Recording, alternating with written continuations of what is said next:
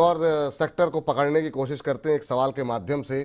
वो है सवाल जो है निताई दास जी ने पूछा है, और इनका प्रश्न तो है ओला के ऊपर। ओला 140 पे लिए हुए हैं और 100 शेयर इन्होंने लिए हुए हैं। अब ओला पे जब आईपीओ आया था सर, तो हमारे बहुत सारे एक्सपर्ट ने कहा था कि ओला इलेक्ट्रिक थोड़ा महंगा लग रहा है, अवॉइड करना चाहिए, खासतौर से अगर आपका लंबी अवधि का नज़रिया है।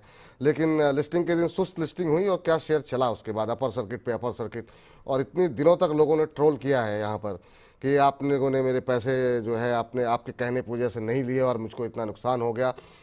तो हम लोगों ने भी भाई काफ़ी बातें सुनी, लेकिन अब ये शेयर थोड़ा दबाव में आ रहा है, 4% नीचे है। ओला में भी काफ़ी अच्छी रैली देखने को मिली। अब इस रैली के बाद क्या करना चाहिए? इन्होंने 140 पे लिए, बिल्कुल पीक पर जाकर के लिया हमारे दर्शक ने। अब लोग कह रहे थे कि अगला एरिडा बन जाएगा।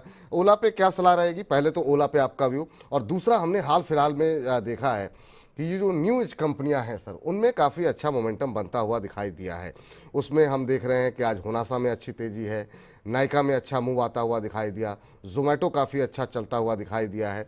ये इन कंपनियों का भविष्य क्या होगा? नाइका में अच्छी तेजी रही है। एक एक कंपनी पे आपसे बातचीत करेंगे, लेकिन शुरुआत ओला के साथ करना चाहेंगे कि अच्छी रैली के बाद अब ओला में डबल हो गया शेयर सर 4-5 दिन के अंदर ही। बिल्कुल, देखिए विपुल, मुझे लगता है कि ट्रेडर का जो एपेटाइट है वो ओला में लिस्टिंग के बाद आ गया, और उसलिए आपने 60-65% की अपसाइड पब्लिक इशू के प्राइस से देखी।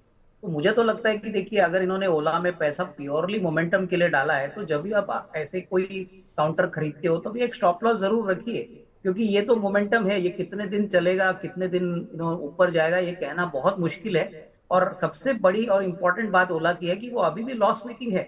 150 करोड़ का लॉस इस क्वार्टर में इन्होंने किया है, और अंदाजा है कि कम से कम 1.5-2 साल तो लॉस ही रहेगा ये। कभी अभी इमीडिएटली कोई प्रॉफिटेबिलिटी करेगी ऐसा लगता नहीं है।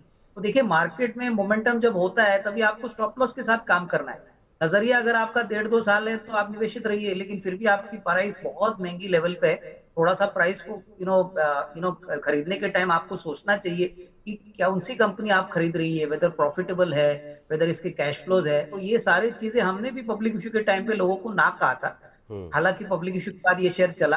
तो मुझे तो यही लग रहा है कि इनको कोई भी उछाल में निकल जाना चाहिए, कोई दूसरी अच्छे कंपनी में पैसा डाले। और रही बात दूसरी कंपनी जो आपने कहा, जैसे नाइका है, उसके बाद होनासा है, ये कंपनीज तो वैसे भी वेल एस्टेब्लिश्ड है। देखिए, नाइका ऊपरी लेवल से काफी टूटा है, होनासा भी ऊपरी लेवल से काफी टूटा है, लेकिन प्रॉफिटेबल कंपनीज है, यहाँ पे एटलीस्ट मुनाफा बन रहा है, तो ये एक अच्छी बात है। तो होनासा हो या नाइका हो, मुझे लगता है कि अगर आपका नजरिया 1.5-2 साल है तो यहाँ पे निवेशित रहिए। न्यू एज कंपनीज में पैसा जरूर बनेगा, लेकिन लंबी अवधि के लिए बनेगा, शॉर्ट टर्म में नहीं। सर अगर फ्रेश एंट्री लेनी हो